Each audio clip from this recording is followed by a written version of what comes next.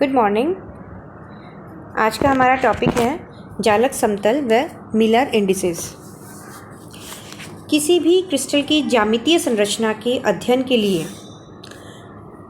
जालक समतलों की आवश्यकता होती है। जालक समतल की स्थिति और अभिविन्यास को जानकर हम उसकी क्रिस्टल की ज्यामितीय संरचना के बारे में पता लगा सकते हैं। जालक समतल किसे कहते हैं कि कोई भी क्रिस्टल जो होता है वो अत्यधिक संख्या में समान दूरी पर स्थित समांतर समतलों से मिलकर बना होता है। जैसा कि हम इस डायग्राम में देख सकते हैं, जो फिगर ए है उसमें हम देख सकते हैं कि वर्टिकली कुछ 3 प्लेन्स हमें यहाँ पे शो कर रखे हैं। तो ये क्या है, तीनों समांतर प्लेन हैं जिनकी अभिविन्यास सेम है, इनका अभिविन्यास सेम है लेकिन स्थिति अलग अलग है। इसी तरह फिगर बी में हॉरिजॉन्टली सिचुएटेड प्लेन्स बता रखे हैं, इनका अभिविन्यास आपस में सेम है लेकिन फिगर ए के जो प्लेन्स हैं उनसे डिफरेंट है। इसी तरह फिगर सी में देखिए, एक पर्टिकुलर एंगल पे झुके हुए कुछ प्लेन्स हमें यहाँ पर नज़र आ रहे हैं, इनका भी विन्यास बाकी के जो दोनों ए और बी में दर्शाए गए जो प्लेन्स हैं उनसे डिफरेंट है। इसी तरह डी में भी कुछ समांतर प्लेन्स हमें बता रखे हैं जिनका भी विन्यास बाकी के तीनों प्लेन्स से डिफरेंट है। तो इस तरह किसी क्रिस्टल में बहुत सारे अभिविन्यास पर डिफरेंट टाइप से प्लेन्स का समूह होता है जिनके बारे में जानकर, जिनके अभिविन्यास और स्थिति के बारे में पता लगाकर हम उस क्रिस्टल की स्ट्रक्चर को पता लगा सकते हैं कि क्रिस्टल का स्ट्रक्चर क्या होगा। तो देखिए, अब हम आगे देखते हैं कि इस अभिविन्यास जो जालक समतल हैं उनकी स्थिति और अभिविन्यास का हम कैसे पता लगाएं।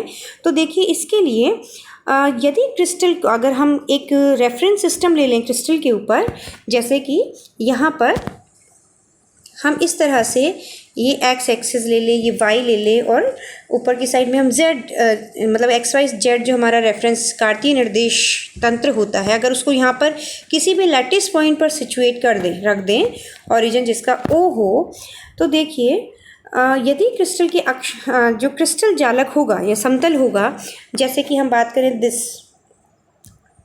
ये जो प्लेन है हमारा, अब हम देखेंगे कि ये प्लेन, क्योंकि ये 3 डायमेंशनली स्ट्रक्चर होती है, ये यहाँ पर हमें 2 डायमेंशनल दिख रहा है लेकिन एक्चुअल में 3 डायमेंशनल प्लेन जो होता है, तो ये प्लेन एक्स वाई जेड तीनों एक्सिस को कहाँ कहाँ पर कट करता है, उन स्थितियों को पता करके, उन स्थितियों को जानकर हम इसका अभिविन्यास पता लगा सकते हैं और इस तरह से हम क्रिस्टल का स्ट्रक्चर पता लगा सकते हैं।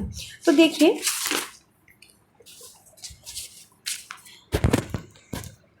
यहाँ पर हमारे पास 2 फिगर दिखाई दे रहे हैं। फिगर फर्स्ट जो है, यहाँ पर एक क्यूब दिख रहा है हमें, जिसका जो फलक है A, B, C और D, ये एक प्लेन को शो कर रहा है। क्रिस्टल का एक प्लेन है, हॉरिजॉन्टल वर्टिकल प्लेन है, जो कि वाई एक्सिस को बी पर काटता है। कहाँ पर? बी पर काट रहा है, लेकिन एक्स और जेड एक्सिस को ये कहाँ पर कट करेगा? अनंत पर कट करेगा, क्योंकि यहाँ पर इसको हम कितना भी एक्स और जेड डायरेक्शन में बढ़ा दें, ये एक्स और जेड डायरेक्शन को कट नहीं करेगा। इसका मतलब कहाँ कट करेगा? इन्फिनिटी पर कट करेगा, और वाई एक्सिस को ये बी पर कट कर रहा है। तो इसकी जो निर्देशांक हम लिखेंगे प्लेन की, वो क्या लिखेंगे? इनफाइनाइट और बी एंड इनफाइनाइट, ठीक है। लेकिन किसी भी स्थिति को इनफाइनाइट में शो करना तर्कसंगत नहीं है, तो इसके लिए हम क्या करेंगे? इसी तरह से एक बार हम सेकंड फिगर की बात भी कर लेते हैं। देखिए, यहाँ पर जो प्लेन हमने लिया है वो एक्स एक्सिस को, जो ए पॉइंट है वो एक्स एक्सिस की डायरेक्शन में है, बी पॉइंट वाई डायरेक्शन में है और सी पॉइंट जेड डायरेक्शन में है। तो जो प्लेन है वो एक्स डायरेक्शन को 3 पॉइंट पर काटता है, 3 पर कट कर रहा है, 3 यूनिट पे कट कर रहा है। बी या वाई एक्सिस को बी पॉइंट पर, जिसका मेजरमेंट हाफ है, 1/2 है, उस पर कट कर रहा है, और जेड डायरेक्शन को 2 पर कट कर रहा है। तो इसके जो निर्देशांक हुए वो क्या हुए? 3, 1/2 एंड 2। तो इस तरह से ये हमारे पास क्या आ गया, फ्रैक्शन में आ गया। 1/2 क्या आ गया, कोऑर्डिनेट, एक फ्रैक्शन कोऑर्डिनेट आ गया। तो हम ये भी तर्कसंगत नहीं है। तो इससे का सॉल्यूशन क्या होना चाहिए, तो हम क्या करते हैं, ये जो प्लेन्स के कोऑर्डिनेट्स हैं या इसकी जो स्थिति अभिविन्यास है, इनको हम एक अलग इंडिसेस में, एक अलग सूचकांक इसके लिए निर्धारित करेंगे, इन जिनको हम क्या कहते हैं, मिलर इंडिसेस, मिलर सूचकांक कहते हैं। तो देखिए कैसे हम इनका मिलर इंडिसेस प्राप्त करेंगे। तो देखिए सर्वप्रथम क्रिस्टल में अक्ष ए बी सी को प्रदर्शित करते हैं, मतलब एक्स वाई जेड एक्स हमने निर्धारित करी, और ये अक्ष अभाज्य या विभाज्य दोनों हो सकते हैं। तो ए बी सी क्या है, हमारे एक्स वाई जेड डायरेक्शन में क्रमशः जालक नियतांक हैं। जालक नियतांक है, यूनिट सेल के नियतांक होते हैं, यूनिट सेल के कोऑर्डिनेट्स होते हैं ए बी सी। ए होता है एक्स डायरेक्शन में, बी होता है वाई डायरेक्शन में, और सी होता है हमारा जेड डायरेक्शन में। इन अक्षों पर समतल के द्वारा काटे गए अंतःखंडों को जालक नियतांक के पद के रूप में ज्ञात करते हैं। अब देखिए, सपोज कीजिए ए की वैल्यू मेरी 1 है या 2 है। सपोज कीजिए ए की वैल्यू क्या है, 2 है। 2 सेंटीमीटर भी हो सकती है, 2 मीटर भी हो सकती है, लेकिन यहाँ पर तो हम क्रिस्टल की बात कर रहे हैं, तो 9 सेंटीमीटर 9 मीटर, यहाँ पे तो बहुत ही स्मॉल मेजरमेंट होगा इसका, क्योंकि क्रिस्टल्स की हम बात करते हैं एंगस्ट्रम में। तो डिस्टेंस जो होती हैं वो एंगस्ट्रम में होती हैं। तो सपोज़ कीजिए हमने 2 यूनिट इसकी जालक नियतांक ले लिया। ए एक्स डायरेक्शन में जो जालक नियतांक है उसकी वैल्यू 2 है। तो मान लीजिए जो समतल है वो एक्स एक्सिस को 4 यूनिट पे कट करता है, 4 यूनिट पे काट रहा है। तो हम क्या करेंगे, तो जो 4 यूनिट पे काट रहा है उसको हम जालक नियतांक के खंड के रूप में लिखेंगे या गुणनफल के रूप में लिखेंगे। तो देखिए इसको हम लिखेंगे 2 × 2। अब जो ये 2 वैल्यू आई है, एक तो जालक नियतांक है 2 और दूसरा है उसका अंतःखंड का जो गुणनफल है, जो ए से मल्टीप्लाई हो रहा है, जो गुणनफल आया है, एक्स्ट्रा जो 2 आ रहा है वो हो गया मेरा p, उसको मैंने मान लिया p। तो देखिए हम इसमें पढ़ भी सकते हैं, यदि ये अंतःखंड पी ए क्यू बी और आर सी के अनुपात में है, जो वैल्यू है उसको हमने किसके पदों में लिख लिया, जालक नियतांक के पदों में लिख लिया। अब जो गुणनफल है उसको हम अलग कर लेंगे, p हो गया x डायरेक्शन में, इसी तरह y डायरेक्शन में जालक नियतांक b होता है और b का गुणनफल यहाँ पर q है। तो p अनुपात q, इसी तरह z डायरेक्शन में जो गुणनफल है वो r है। तो p अनुपात q अनुपात r के मान आ गए। इन अंतःखंड गुणांकों को हमने क्या कर लिया, इसका रेसिप्रोकल मतलब 1/p 1/q और 1/r के पदों में लिख लिया। और फिर इसका हम ले लेंगे लघुत्तम, और लघुत्तम समापवर्ती लेके उससे मल्टीप्लाई कर देंगे। अब जो वैल्यू आएंगी वो क्या आएंगे, हमारे मिलर सूचकांक आएंगे। इनको h की L वैल्यूज़ के द्वारा व्यक्त करते हैं। यह सूचकांक क्रिस्टल समतल के मिलर सूचकांक कहलाते हैं। यदि मिलर सूचकांक ऋणात्मक आते हैं, क्योंकि ऋणात्मक भी आ सकते हैं, क्योंकि हो सकता है कि जो समतल है वो x डायरेक्शन को या y को या z को नेगेटिव साइड में कट करे, -x डायरेक्शन में कट करे या -y में करे या -z में करे। तो उस केस में मिलर इंडिसेस भी क्या आएगा, नेगेटिव आएगा। तो इस नेगेटिव साइन को हम यहाँ नेगेटिव नहीं लगा के क्या करते हैं, बार के फॉर्म में लगा देते हैं। जैसे -h सपोज कीजिए आता है तो हम उसे h बार लिख देंगे। इसी तरह से अगर -k आता है तो k बार लिख देंगे, इसी तरह से l बार लिख देंगे। ठीक है, तो इसमें हो सकता है कि एक ही कोऑर्डिनेट माइनस आए या दोनों आए या तीनों आए। तो जिस भी केस में जैसा हमारा रिजल्ट आता है उसी तरह से हम इसको पुट कर देते हैं। तो यहाँ पर हम दोनों डायग्राम्स की बात करते हैं। फर्स्ट डायग्राम में देखिए हमारे कोऑर्डिनेट्स थे इनफाइनाइट, बी इनफाइनाइट। अब हमने क्या कहा, इनफाइनाइट को मैं ए की टर्म्स में लिखूंगी तो इनफाइनाइट मल्टीप्लाई ए ही आएगा। तो इसका मतलब इसका ए का गुणनफल क्या हो गया यहाँ पर, इनफाइनाइट। बी को बी की टर्म्स में मैं लिखूंगी तो लिखूंगी बी मल्टीप्लाई बाई 1, तो इसका गुणनफल 1 आ गया। इसी तरह से इनफाइनाइट को सी के गुणनफल की टर्म में लिखूंगी तो लिखूंगी इनफाइनाइट मल्टीप्लाई बाय सी। तो इसके पी क्यू आर की वैल्यू आ गई इनफाइनाइट, 1 एंड इनफाइनाइट। इसका हम लेंगे रेसिप्रोकल, तो रेसिप्रोकल आएगा 1/इनफाइनाइट 1/1 एंड 1 अपॉन इनफाइनाइट। तो वैल्यू मेरे पास आ गई 0, 1 एंड 0। तो ये 0, 1, 0 का हमें एलसीएम लेने की ज़रूरत नहीं है क्योंकि ये अपने आप पूर्णांक है। तो इस समतल का मिलर इंडिसेस क्या हो गया? 0, 1, 0। तो ABCD प्लेन का मिलर इंडिसेस हो गया 0, 1, 0। इसी तरह से दूसरा प्लेन जो ABC है उसका हम मिलर इंडिसेस निकालते हैं। A की वैल्यू 3, B की वैल्यू हाफ है और C की वैल्यू 2 है। तो देखिए 3, हाफ और 2 मेरे पास इसके अंतःखंड हैं। तो इनके व्युत्क्रम हम लेंगे 3, हाफ और 2 के। तो लीजिए 1/3, 2 एंड 1/2। इसका एलसीएम 6 आता है जिसको मल्टीप्लाई कर देंगे। 6 से मल्टीप्लाई करने पर जो वैल्यूज़ मेरे पास आएंगी दैट इज़ 2, 12 एंड 3। तो इस ABC प्लेन के जो मिलर इंडिसेस हुए वो क्या आ गए? 2, 12 एंड 3 आ गए। तो इस तरह से हम किसी भी प्लेन के मिलर इंडिसेस निकाल सकते हैं अगर मुझे उस स्ट्रक्चर का ABC पता है, मतलब लैटिस कांस्टेंट्स पता है और इंटरसेक्शंस पता है, इंटरसेप्ट्स पता है, XYZ एक्सिस को जो प्लेन है वो कहाँ कहाँ कट कर रहा है। मिलर नेक्स्ट पढ़ते हैं मिलर सूचकांक की कुछ मुख्य विशेषताएं। तो देखिए एक बहुत इम्पॉर्टेंट बात है इस डायग्राम में हम समझते हैं। जैसे फिगर A है, यहाँ पर हमें 3 समतल पैरेलल प्लेन्स दिखाए गए हैं, पैरेलल हैं, समानांतर प्लेन्स हैं।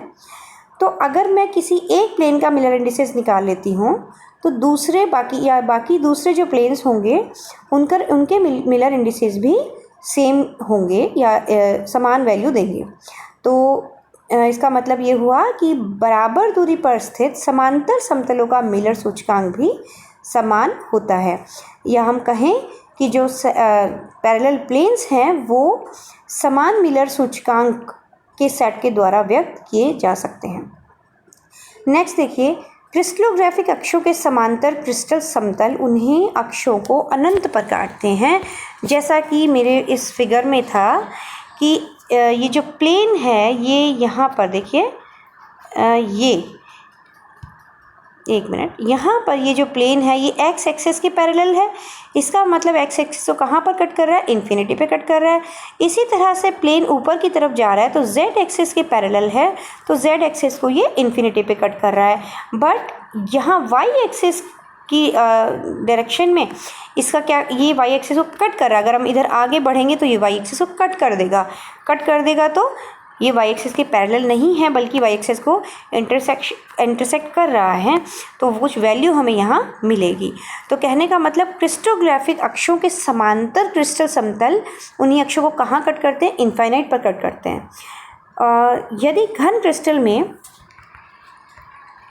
HKL मिलर सूचकांक वाले समांतर समतलों के द्वारा तीनों अक्षों पर काटे गए खंड की दूरी a ही हो, मतलब कि जो जालक नियतांक है वो तीनों डायरेक्शन में समान है, a ही है, और इन समांतर समतलों के बीच की दूरी कितनी होगी? जो समांतर समतल हमने माने हैं उनके मिलर इंडिसेस क्योंकि समान होंगे, HKL ही होंगे, समांतर है इसलिए। और तीनों अक्षों पर काटे गए अंतःखंड की दूरी कितनी है? a है। तो उन समांतर समतलों के बीच की दूरी के इस फॉर्मूले से हम देंगे जो d है वो उन समांतर समतलों के बीच की डिस्टेंस है, that is equal to a upon √h² + k² + l²। तो a जो है वो उनका लैटिस कांस्टेंट्स हो गया और HKL उनके मिलर इंडिसेस हो गए। नेक्स्ट देखिए, spacing of lattice planes in crystals. अब क्रिस्टल में जो लैटिस प्लेन्स हैं, समांतर हैं या नहीं है, तो उनके बीच की दूरी कितनी होती है वो हम देखते हैं। तो डायग्राम 2.1 हमें बता रहा है क्रिस्टल का त्रिकोणीय समतल। तो देखिए क्रिस्टल का समतल हमने लिया है जो XYZ एक्सिस को क्रमशः A, B और C पॉइंट्स पर कट कर रहा है। एक त्रिकोणीय समतल हमने लिया है जो XYZ को ABC पर कट कर रहा है। अब इसका हमने यहाँ पर ओरिजिन से इस पर एक लंब डाला है ON एक लंब डाला है।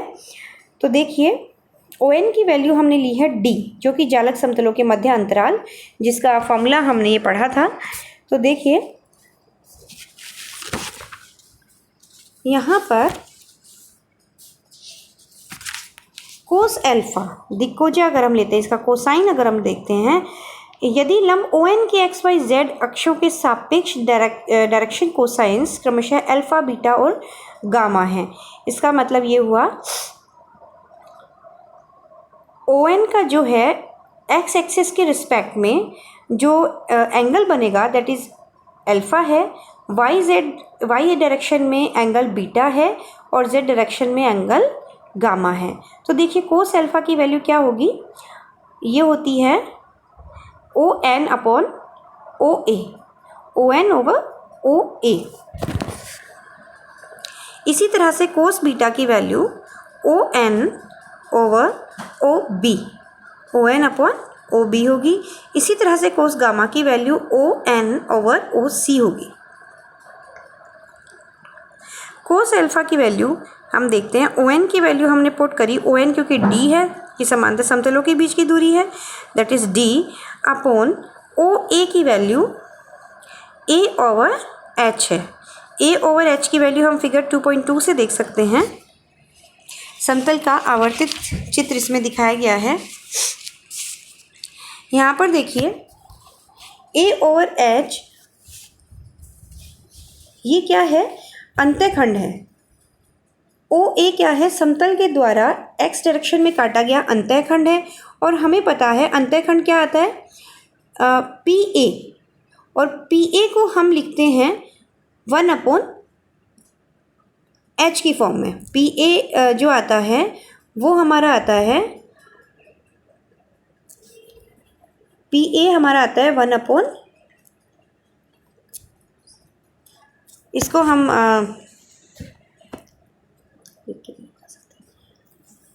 PA हमारा अंतःखंड है जो कि इक्विवेलेंट होता है A अपॉन H के। इसको हम फॉर्मूले से समझ सकते हैं, जहाँ हमने मिलर इंडिसेस को डिराइव किया है वहाँ हम इसे देख सकते हैं कि PA इक्विवेलेंट आता है A अपॉन H के। और इसी तरह से जो QB होता है, अंतःखंड होता है y डायरेक्शन में, वो इक्विवेलेंट होता है B ओवर K। B हमारा y डायरेक्शन में लैटिस कांस्टेंट है और K y डायरेक्शन में मिलर इंडिसेस है। इसी तरह से RC जो अंतःखंड होता है z डायरेक्शन में, वो इक्विवेलेंट होता है C अपॉन L के। तो देखिए यहाँ पर वैल्यू हमने पुट कर दी। अब एक कोसाइंस का रूल होता है, cos square alpha plus cos square beta plus cos square gamma equals to 1। यहाँ पर हम जो वैल्यूज़ हमने कोसाइंस की निकाली है वो पुट कर देंगे और यहाँ से हम D की वैल्यू निकाल लेंगे, H square over A square plus K square upon B square plus L square upon C square power minus half. अगर हम कहें कि घनीय क्रिस्टल हैं जहाँ पर A और B और C तीनों इक्विवेलेंट होते हैं, वहाँ पर D की वैल्यू आ जाएगी A upon root H square plus K square plus L square. और अगर द्विसमलंबाक्ष क्रिस्टल है जहाँ पर A और B इक्विवेलेंट होते हैं बट C अनइक्वल होता है, वहाँ पर D की वैल्यू होगी H square plus K square upon A square plus L square upon C square power minus half. Next class में हम लेंगे रेसिप्रोकल क्रिस्टल्स के बारे में पढ़ेंगे, रेसिप्रोकल लैटिस के बारे में पढ़ेंगे। तब तक थैंक यू। आप अपना कैरी ऑन रखें।